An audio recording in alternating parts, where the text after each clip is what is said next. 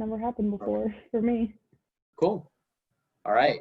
Well, she has chimed in the big dreaded Zoom announcement that it is recording. Welcome back, listeners, everybody here.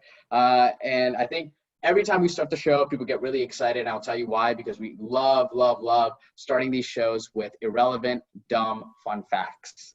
So I have heard. Yes, so you've heard. So have other people. I know a little bit of a whiz with these things. And I don't Google them 30 minutes prior to recording, just like what the tabloids say. But I'm not sure if you knew this, Alexis and Kristin, but clearly people are not traveling as much, so it may not be as relevant. But when you have visited sites like Travelocity, Orbitz, Hotels.com, Hotwire, Trivago, Cheap Tickets, eBookers, all of them is actually owned by Expedia. Really? Yeah. I did not know that. Dude, that was the reaction I was hoping for. Yeah, my jaw dropped I had a little no bit idea. too when I saw that. I was like, really? Because I thought That's so it was interesting. different, competing. I wonder what the strategy is behind that. Gobble up all the people using it as much as possible and make money, probably. There you go. Anybody's strategy, right? Yeah, seriously. So Kristin, so I guess I'm curious, what's a fun fact that maybe your colleagues don't know about you? Yeah, so I always have to think about this because I'm not good at fun facts. So I think one thing that my colleagues don't know about me is that, so I got both of my degrees are in business, but I actually started my college career out studying music education. So I was going to be like a chorus teacher, so I studied voice and decided that I didn't want to teach for a living and I didn't want to perform for a living, which are the only things you can do with a music education degree. So I ended up doing a total 180 and switching to business. But a lot of people don't know that about me because I don't share that very often. Wow. Okay. Oh, So cool. It's a company event. There is a karaoke machine there that's got your name on it. And the person behind the booth is Kristin Etheridge. Yeah, it's not going to happen. Yeah. Well, you're up on the list. You barely hear the name. What's your go-to karaoke song as you approach that individual who's going to pop it on? Oh gosh, I don't know what my go-to karaoke song. I feel like it would be something from like Grease, the movie. I love anything Grease, Hopelessly Devoted, I feel like is a really good song. It's not like you get the crowd going, but it's a good ballad. I feel like that would be probably my go-to. Got it. But I would also probably avoid the karaoke machine. So it's a low chance that I'd be up there anyway. Well, that's all right. In this hypothetical scenarios, everyone is doing things outside of their comfort zone. That's right. But, we are not singers. Trust me. I think as soon as people start to hear my vocals, they will end this episode. So we'll kind of get into the meat and potatoes of this episode, right? And playing out this hypothetical scenario, which right now is relevant more than ever. And I'm going to now put on my fictitious HR executive hat, where I'm that HR executive at my mid-sized accounting firm. And right now, it really seems like we're losing top talent to bigger firms during the campus recruiting season. Mm-hmm. And my recruiters tell me that it's always difficult to get partners who are full-time staff, who aren't recruiters, to engage with students in a meaningful way. And besides the info sessions that we do with Beta Alpha Psi, I'm wondering, what should I be doing in order to attract students to my firm? Where do I start? Yeah, well, I think this is it's a very relevant question. And I think as the market for talent within public accounting has gotten more and more competitive, it's really important.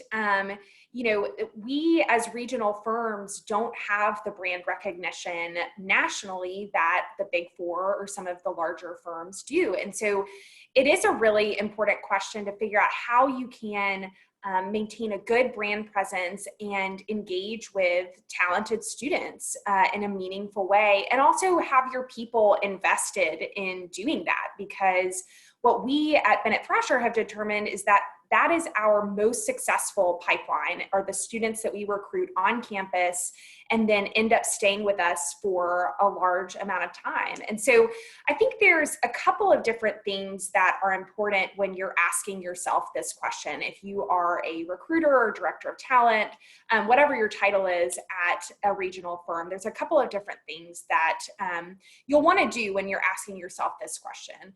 The first thing that I would suggest is understand your market, right? So understand which schools are working for you and why they're working for you, and then understand which schools aren't and why they aren't working for you. And the latter may be a little bit more difficult, right? I think it's easier to understand why something is working than why it isn't working. And so figure out kind of which schools do best for you, and why that may be.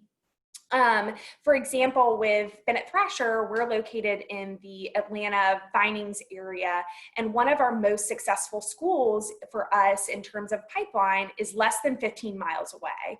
And a lot of that is because they know who we are, they're very close to our firm, and so we're immediately recognized when we step on campus. Whereas another school that may be farther away may not be as successful for us. And so we have to understand that. And until we understand that, we really can't develop strategies at those schools that we don't do as well at, because we have no idea why we're not doing well at those schools. So that's one of the first things that I would say is important, to take a step back and do some sort of high-level analysis of what schools work for your firm and what schools don't at this time.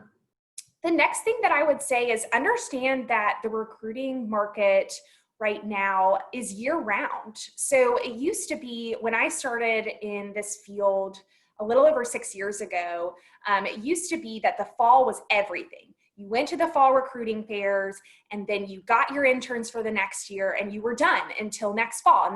And you may go on campus a couple times more than that, but it really wasn't part of the strategy.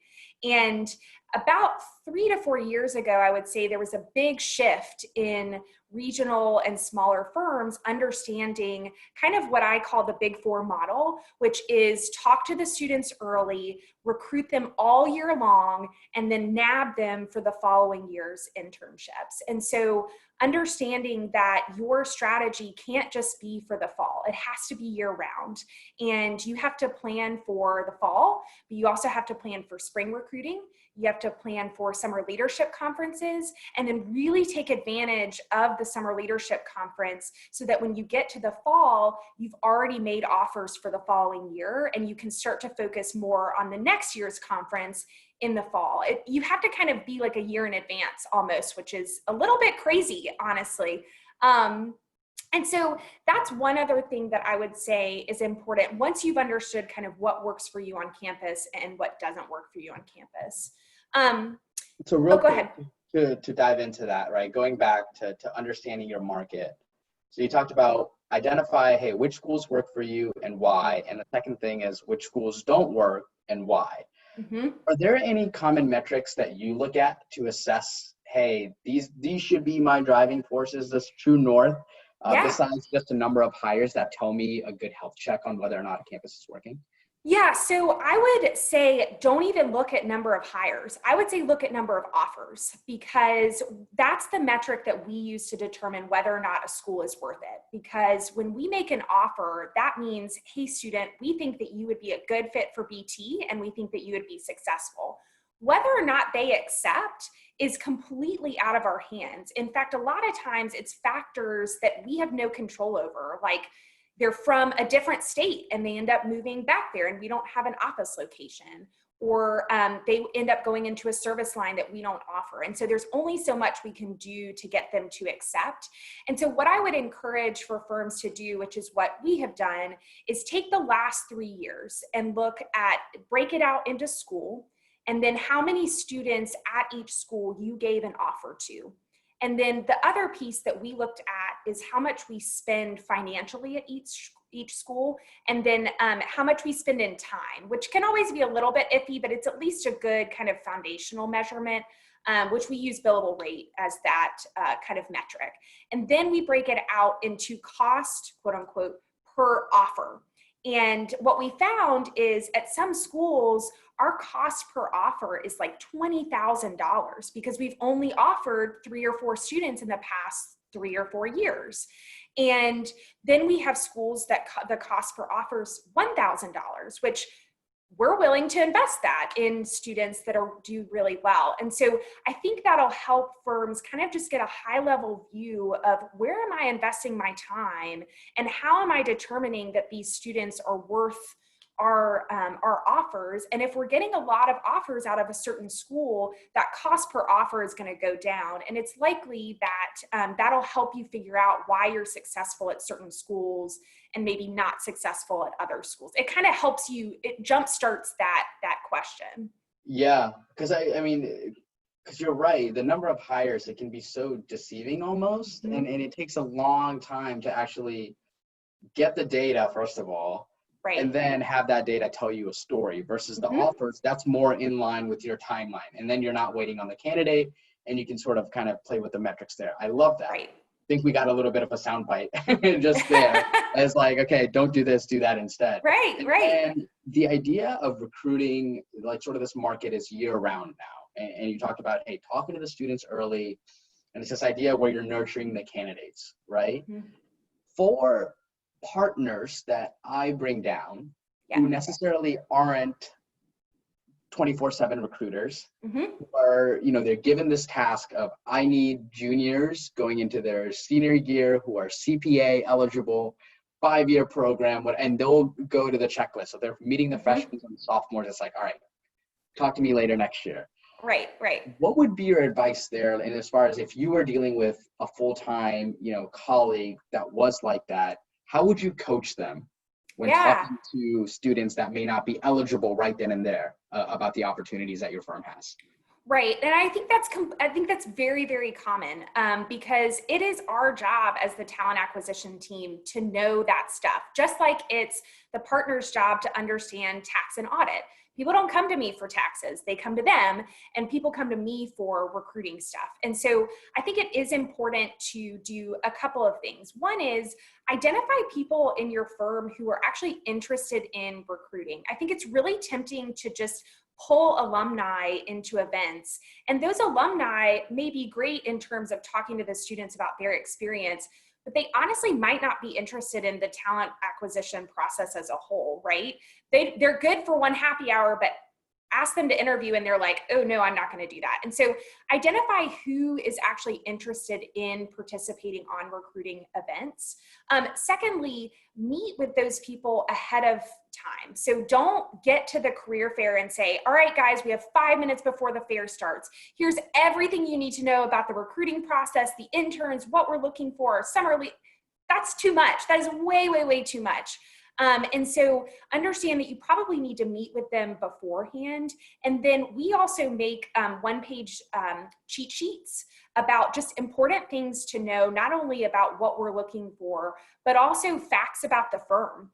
The number one question I get from our people, because we're growing so much, is how many people do we actually have at our firm? Because, and you think like, oh, wow, how could you not know that? But if they're in a 150-person tax department and you're asking them to speak about the entire firm, that's just something that they don't know day to day. And so it's important to not assume that they know everything about the firm, but also about the recruiting process, and informing them beforehand is really important. The last thing I'll say to that is we actually have what we call a campus champion program, and we started this, I believe, 3 years ago. And that is where we established partners for each of the 12 schools that we go to who are our campus champions. And most of them are alumni of those schools, but some of them are not. Some of them have kids there, or they just have a tie to the school outside of that. And their job as the campus champion is to help us maintain a good presence on campus, maintain a consistent presence on campus so they kind of know what's going on, and also help us staff those events. So they partner with the recruiting team to help own the campus recruiting process. And so it's not just an HR driven initiative. That I hope the individuals listening, I mean, even for me, I know I'm in this hypothetical role, but I almost wish I was an HR executive so I can bring that initiative to my firm. Because I'm just thinking about somebody who has kids at that university and the vested interest that they have to get excited when you send an email now, and I'm a full-time worker, but I see, hey, Rashav, we're going down to Virginia Tech again, and I'm parked up, I'm ready to go, I'm talking to you, I'm giving you my time. Yep. Because that is my campus. I own that. There's like a part of my DNA is attached to that, literally, but also within the firm, I'm championing that. So that's incredible. I'm sure you all have seen great returns from that. Right. And I know, you're about to kind of go through your list before I sort of dove in here, but anything else as far as understanding your market and identifying, and the recruiting market is year round, and identifying the people who are interested in recruiting, anything else that we may have kind of missed on or glossed over? No, I don't think so. I mean, I think the only thing I would say to that is that this is a continuous analysis. So you may do that this year, but don't throw it to the wayside in the next year. This is something that will continue to allow firms to get ahead, because we don't have the staffing options that some of the larger firms do. I mean, some of those larger firms have one person that's solely dedicated to one school, and we don't have the luxury of that. At BT, it's myself, and then I have a talent acquisition coordinator who helps me as well. But we're spread across 12 to 14 schools at any given year. And so it's important to keep that high level analysis at the forefront, because otherwise you don't know why you're not successful at certain schools, or why one year was bad and the next year was really good. I think you're spot on. And actually, I wanted to revisit one point. And, we're going to be sad, unfortunately, when Alexis eventually has to go back to Virginia Tech and live out her senior year.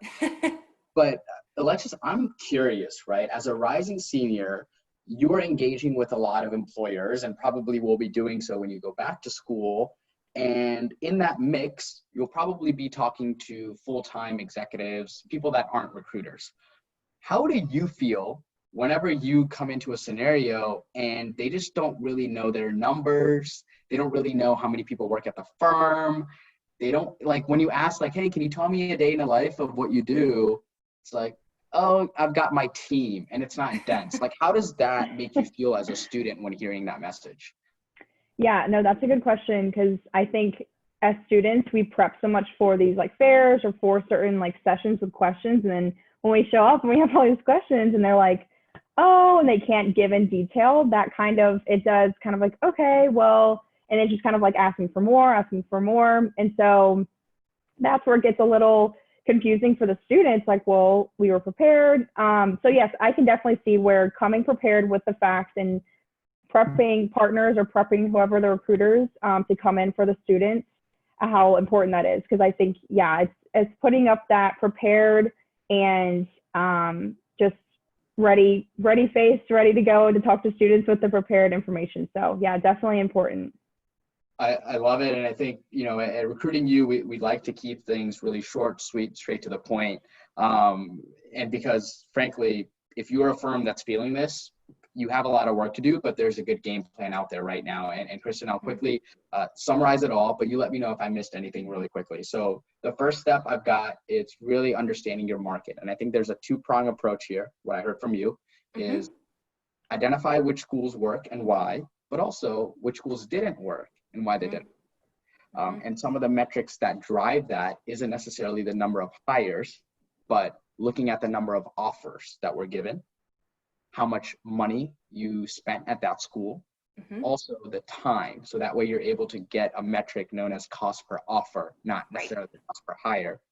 Then the second part is understanding that recruiting, especially now with the School War for Talent, it's year round, right? You have to really nurture the freshmen and the sophomores, people that may not be eligible yet. When they are, they're ready to go. They know who you are.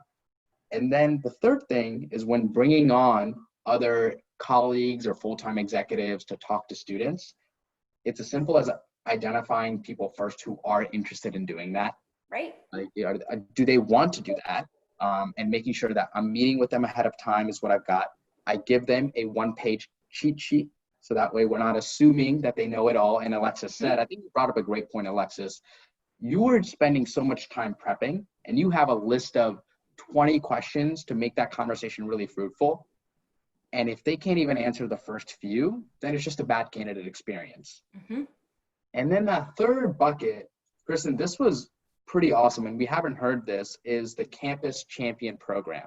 Is identifying individuals that may not have even gone to that school, but have some other vested interest to be that boots on the ground type of a liaison for you when you have opportunities to recruit from that campus. And then that fourth thing is, all these things don't happen overnight. In order to really refine and make this process as perfect as we can be, it's a continuous analysis to get ahead. So really, I would say a 4-part approach here. Laid it out.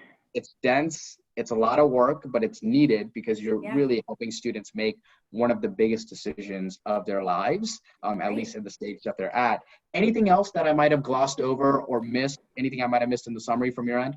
No, I don't think so. The only thing I would add to that is, it's really important because within public accounting firms, we have a term that's called billable or non-billable. And in the recruiting team, we are non-billable. And I think it's really important for us to be able to have these type of analyses that we can look at and say, all right, managing partner or CEO or partner group, this is why we're valuable. And for people who are part of firms who are struggling to get partners on board, this is the way to get partners on board, because you're able to present costs and numbers and data, which is the language that they speak. And so to your point, I love that you said this is not going to happen overnight.